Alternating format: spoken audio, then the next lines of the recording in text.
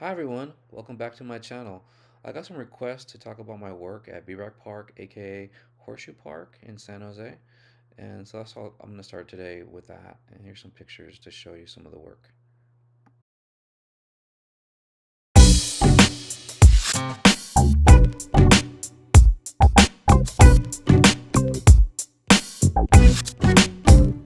Regarding the Gardner Community Center, aka Brack Park, aka Horseshoe Park.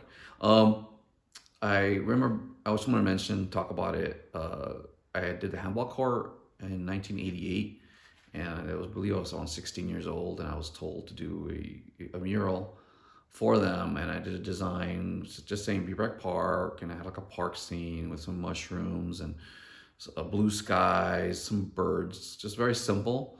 I tended to focus mostly on letters during that time, and it was the biggest project I had done at the moment. And that ran for a couple of years. I think it got vandalized a few times. And then I would say when I was 23, I got reached out by Garden Community Center and Rudy Martinez to do a new mural on the handball court. And that told me to just, it was pretty much free reign, like whatever I wanted to do. So I decided to come up with a Latino concept since I knew the neighborhood was predominantly Mexican. So I thought, okay, I'm going to create a something that the community could kind of like, what do you call it? Identify with better. So I used the Aztec calendar, since the Aztecs were very central to Mexico. I mean, the capital of Mexico is where the capital of the Aztec Empire was. So I decided to do that, and it was all aerosol paint. It was a process I had to measure because it's all circular. So I had to measure the center of the handball court, and then I had to like create perfect circles so it wasn't wonky. And I got all that planning took a little bit, and then I think I did it in 3 days, the whole mural.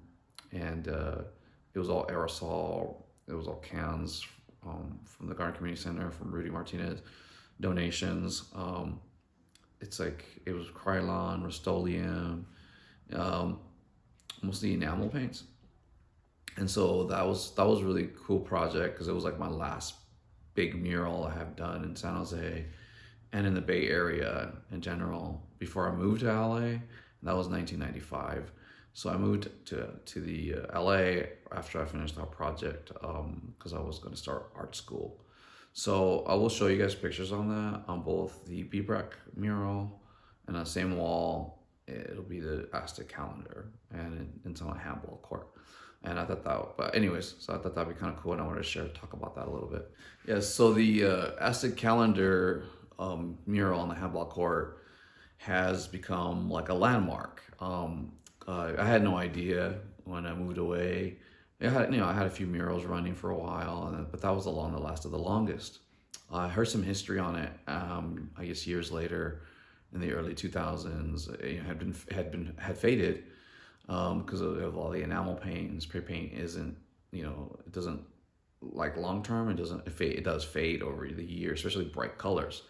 Um, and I heard, I guess the city or they wanted to buff it. They wanted to just paint it beige because they didn't like that it was just like this faded mural. And so the Garden Community Center and the community fought like for them not to paint it. They said, let's just redo it. Let's just like keep the essence of it and bring it back. I wasn't around, and they had no way to get a hold of me at that point. So they did bring somebody else and a crew of volunteers to help, retouch it up or create a new one based off the old one. Um, I saw it years later, and they finally got a hold of me, and they asked that if I could add more to it because it was a little flat. It wasn't as it wasn't as powerful as the first one, they felt. So I came in and I created some more depth. I added some more colors. I added some more designs into it. I gave it more contrast, and then the community was really happy about my contributions and me coming back to work to add more to make it more powerful.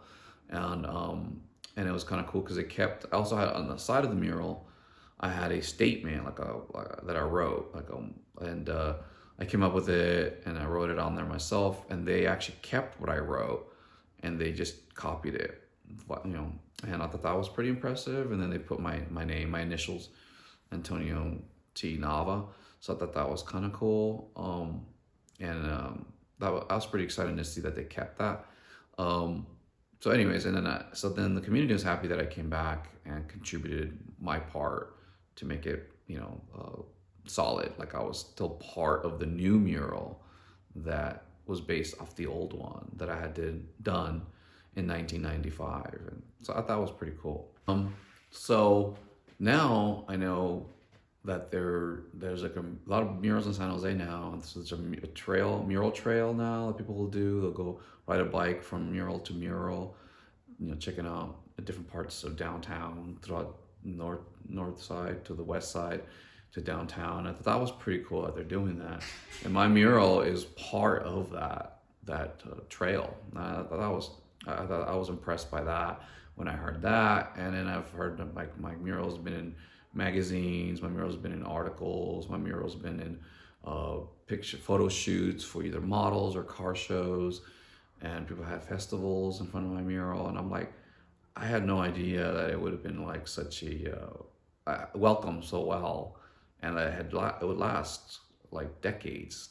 You know, I mean, I was 23 years old when I did it, so it's kind of you know, I'm just impressed. I have no words for it. It's just it's a little bit of a shocker because none of my other murals have like lasted this length. Some lasted 5 years, some lasted 10, but this has just been phenomenal. You're talking decades. It's pretty impressive, and it's still going strong to this day. So I just want to say thank you to the Garner Community Center, Tony Torres, Rudy Martinez, Deborah Kennedy, the city of San Jose for giving me an award for that project, and just everybody who's been involved. I either haven't met behind the scenes who've made that happen, because it's, you know, it's been an amazing contribution to the neighborhood and to San Jose. Thank you so much. I also want to say special thanks to Patricia Palomares, Patty. She's been in the neighborhood for her entire life, and she's contributed a lot. And she reached out to me, and she's been a great supporter of the community. And she's seen a lot of things happen through the community, a lot of changes.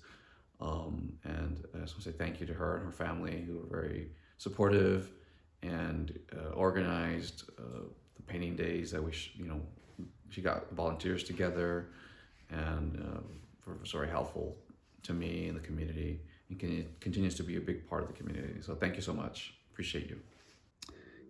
Here is a picture of the Brack Park mural I was talking about. That's the handball court. See, I have like some clouds, some birds, the lettering. There's the grass and the mushrooms, and so I don't know why the little hillside, but that's the wall. Here's the close-up of one of the bathrooms, the men's bathroom that I did. And I just kind of like how I did those cool cracks right there. And here's the full picture of the men's bath. Sorry, not the full picture. This is details to shows you one side, San Jose. I said West San Jose, and then this is the actual full piece together. The problem was that the gangsters in the neighborhood like wrote on it. You can see right there on the bottom, and then they crossed the SE, so it could be like West San Ho. But you know, I like to do the original name, not the abbreviation. But anyway, so I'm glad I had these details, because if not, I would just end up with that one that's crossed out. And here I have the actual one fully intact. Here's some more of the Looney Tune characters I was talking about. These are some pictures from 1991, I believe. The 90 or 91? But not the best pictures, but it kind of gives you a picture. It gives you an idea, sorry, of what the Looney Tune characters that we painted on the bathroom walls. Here is a part of the bathroom. It was on the walls. You can see where you could park your bike. Those are the Looney Tune characters I was talking about. And then next to it, over these doors, and I thank the Garden Community Center. So I did this spray can. There's a date right there, 1991. So that's like the side of the bathroom. Here's the messages I wrote that I was talking about on the side of the handball court. This is 1995 summer. There's 18 of 1995. And then here is the actual handball court, and I'm next to it, so it shows you the scale of how big it is compared to me. And there's we're talking about the bright colors, those hot pinks and stuff. And here's a more close-up of the piece itself. It's all spray paint, no house paint. It's all spray paint. Here I wanted to compare both of them. So you can see it's still the same handball court, but it kind of shows you like the different paintings. The one is from 1988 and the other one is from 1995. So one I'm in high school and one I'm in college. And this definitely gives you a good idea of what the garden community allowed me to do and opportunities they gave me to use my skills and get better practicing, getting me walls, getting me paint. So they're a great contribution. Sorry, I have to cut this video short. It's way too long. So I decided to split it into two. So my apologies on that. And we'll talk about perspective next time. All right. Thank you so much. Please subscribe and give me a like. All right. Have a great week. All right. Peace.